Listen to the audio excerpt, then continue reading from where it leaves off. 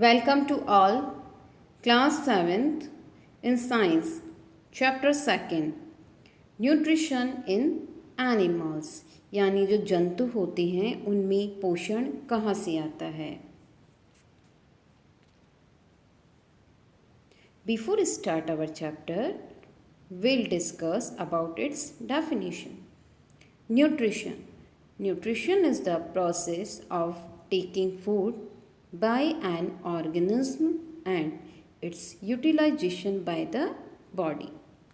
पोषण क्या होता है? एक ऐसी प्रक्रिया होती है जिसमें जो भी ऑर्गेनिज्म होते हैं, जैसे अभी इस चैप्टर में हम एनिमल्स के बारे में पढ़ रहे हैं, तो यहाँ पे जो ऑर्गेनिज्म यानी एनिमल्स, ह्यूमन बींग्स, जो भी लिविंग थिंग है, वो क्या करते हैं? भोजन करने के बाद में फिर उसमें से यूटिलाइजेशन करना, यानी कि उस भोजन का पाचन होगा। पाचन होने के बाद में जो भी उसमें पोषण तत्व है वो उसको बॉडी यूटिलाइज करेगी, उसको यूज़ करेगी। जैसे कार्बोहाइड्रेट्स में होते हैं प्रोटीन, विटामिन, मिनरल्स, ये सब क्या होते हैं? न्यूट्रिशंस होते हैं। Carbohydrates, proteins, fats, vitamins and minerals are the components of food. ये सभी क्या है? हमारे भोजन के तत्व हैं। These components of food are necessary for our body and are called nutrients. तो देखिए, पोषण और पोषक तत्व दोनों अलग अलग होते हैं, और जो न्यूट्रिएंट्स होते हैं वो हमारी बॉडी के लिए बहुत ही ज़रूरी होते हैं, जो कि हमें किससे प्राप्त होते हैं? फूड से। जो भी हम भोजन करते हैं तो उसमें प्रोसेस के द्वारा हमारा जो डाइजेशन होता है, भोजन का पाचन होता है, फिर उसमें से हमारी बॉडी उसको यूटिलाइज़ करती है, उन्हें यूज़ करती है। और जो न्यूट्रिएंट्स होते हैं इनसे हमें क्या मिलता है? एनर्जी वगैरह सब मिलता है, हमारी बॉडी सारी डेवलप्ड होती है। नेक्स्ट हम इसमें देखेंगे अब हमारा डाइजेशन, यानी सेकंड टॉपिक हमारा है डाइजेशन क्या होता है। The components of food such as carbohydrates are complex substance. These complex substances cannot be utilized as such, so they are broken down into simpler substances. The breakdown of complex components of food into simpler substance is called digestion. यानी हम जब जो components के बारे में हमने पहले बात की थी, तो जो हमारे फूड में कार्बोहाइड्रेट होते हैं वो क्या होते हैं? कॉम्प्लेक्स यानी मिश्रित। तो उसको क्या करते हैं? हमारी बॉडी जो है डायरेक्ट यूज़ नहीं कर सकती कार्बोहाइड्रेट्स, क्योंकि वो कॉम्प्लेक्स सब्सटेंस होता है। तो इसके लिए क्या होगा? सबसे पहले हम कॉम्प्लेक्स सब्सटेंस जो है वो सिंपलर में, यानी छोटे छोटे कणों में इनका विभाजन होगा। जब हम भोजन करते हैं तो जो कॉम्प्लेक्स सब्सटेंस होते हैं वे सिंपलर सब्सटेंस में चेंज होते हैं, फिर हमारी बॉडी इसको यूज़ करती है। तो इस ड्यूरेशन में हमारी डाइजेशन का जो डेफिनेशन होगा वो यहाँ से होगा, the break down of complex components. जो कॉम्प्लेक्स कॉम्पोनेंट्स होते हैं उनको सिंपलर सब्सटेंस में चेंज करना डाइजेशन कहलाता है। The break down of complex components of food into simpler substance is called digestion. ये तो आपकी डाइजेशन की डेफिनेशन हो गई। जब हम भोजन करते हैं तो हम कैसे करते हैं? अच्छे से उसको चबा चबा के करते हैं, फिर हमारी बॉडी में क्या होता है? डाइजेस्ट होता है। तो जब हम भोजन करते हैं अंदर वह जाता है तो वह कॉम्प्लेक्स फॉर्म में होता है, और बाद में जब डाइजेशन होता है तो वो सिंपलर फॉर्म में आता है। उसके बाद बॉडी उनको यूज़ करती है।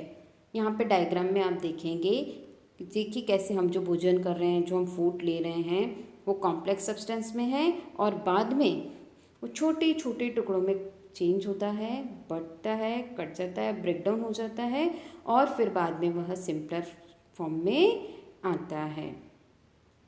देखिए, सबसे पहले हम देखते हैं कि जो डिफरेंट वेज होते हैं taking food, different ways of taking food, जो भी ऑर्गेनिज्म होते हैं वो सभी में अलग अलग होते हैं। तो जानते हैं इसके बारे में हम। The mode of taking food into the body where is in different organism. अब देखिए, जिसमें बी होती हैं, यानी मधुमक्खियाँ वगैरह हैं, छोटी छोटी बटरफ्लाइज हैं, एंड ह्यूमिंग बर्ड्स, ये सब क्या करती हैं? Suck the nectar of plants. आपने देखा होगा जो बी है वो क्या करती है, फ्लावर पे बैठती है, बटरफ्लाई भी फ्लावर पर बैठती है और फिर वो उनका रस ग्रहण करती हैं, लेती हैं, तो यही इनका क्या होता है, भोजन होता है। तो बी एंड ह्यूमिंग बर्ड कैसे टेकिंग करती है अपने फूड को, suck the nectar of plants. Infants जो होते हैं, छोटे छोटे जो बच्चे होते हैं, जैसे डॉग है उनके पपीज़ देखे होंगे, काव हैं, है ना, लर्नेस के कप वगैरह हैं, वो सब किस पे डिपेंडेंट होते हैं, मदर्स मिल्क पर। स्नैक्स क्या करते हैं, स्वेलो द एनिमल्स, यानी स्नैक किसी भी भोजन को चबाता नहीं है, वो सीधा निगलता है और उसके बाद उसका भोजन यानी जो फूड है वो डाइजेस्ट होता है, तो वो क्या करता है, अदर एनिमल्स को स्वेलो करता है। फोर्थ है एक्वेटिक एनिमल। एक्वेटिक एनिमल यानी वाटर एनिमल, जो पानी में रहते हैं। वो कैसे करते हैं अपने फूड को, फिल्टर टाइनी फूड पार्टिकल, यानी जो पानी पर उनके ऊपर की तरफ जो तैर रहे होते हैं या नीचे जो भी होते हैं, तो उसमें से फिल्टर कर लेते हैं, उसके बाद अपने भोजन को ग्रहण करते हैं। नेक्स्ट अपन देखेंगे इसमें डाइजेस्टिव जो होता है ना अपना डाइजेस्टिव सिस्टम, उसके पार्ट्स कौन कौन से होते हैं। फर्स्ट है अपना ऑर्गन, तो ऑर्गन में फर्स्ट है mouth, pharynx, oesophagus, stomach, small intestine, large intestine and rectum. यह सभी जो ऑर्गन्स होते हैं, है ना, यह सब क्या होते हैं, एलिमेंट्री कैनाल में आते हैं। सेकंड है अपना डाइजेस्टिव ग्लैंड्स। इस ग्लैंड्स में अपने 3 पार्ट्स होते हैं, सैलिवरी ग्लैंड्स, लीवर, पैनक्रियाज।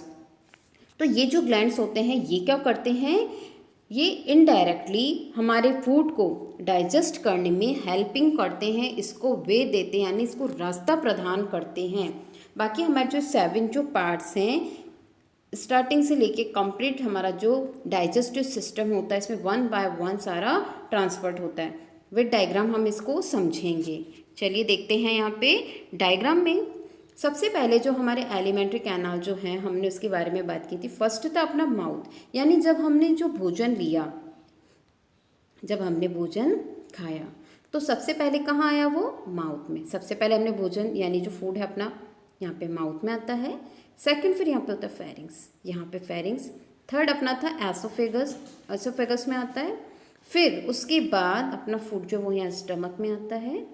यहाँ स्टमक में आने के बाद फिर यह जो है स्मॉल इंटेस्टाइन में आता है, और स्मॉल इंटेस्टाइन यह जो येलो कलर का पोर्शन हमें शो अप हो रहा है, इसके बाद लार्ज इंटेस्टाइन में होता हुआ और यहाँ से फिर बाद में जो वेस्टेज होता है वो आउट होता है।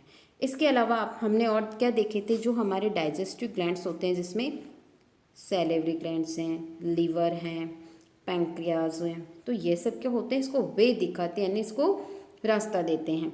बाकी जो इसके पहले वाले थे एलिमेंट्री कैनाल, वो सब क्या थे, हमारे डाइजेस्टिव सिस्टम के सारे पार्ट्स थे।